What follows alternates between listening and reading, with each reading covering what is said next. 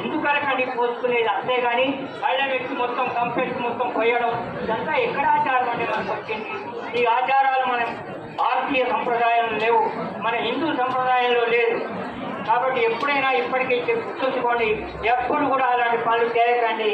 Balls కలిపి పోసుకోకండి, ముత్యాలు కలపండి, ముత్యాలు తలంపురాలు పోయండి. అందుకే ఒక చిన్న ఇంకే ఒక చెప్తాను. జానక్య కమలామలంజలి పుకేయ పద్మరాగాయిచ అని చెప్పినాడు ఇక్కడ సాయి గారు. సీతాదేవి చేతిలో ముత్యాలు ఉన్నాయంటండి. అవి ఎలా ఉన్నాయి ఆ ముత్యాలంటే పద్మరాగమల్లాగా అంటే అవి మల్లెపూల్లాగా ఉన్నాయట. బృందం ప్రసూనాయిత అని చెప్పినాడు. తెల్లగా ఉన్నాయంట, మళ్ళీ వచ్చిన కలర్కి వచ్చేసినాయి. ఆ తర్వాత చెప్తా రాఘవమస్తకే విరట బృంద ప్రసాయి శ్యామలకాయ కాంతి కలిక. ఆ తలంబరాలు రాముడు తలమి ఇంటికి దారుతుంటే నీల రంగులో ఉన్నాయట. అంటే రాముడు ఎలా ఉన్నాడు? నీల రంగులో ఉన్నాడు చెప్పడం.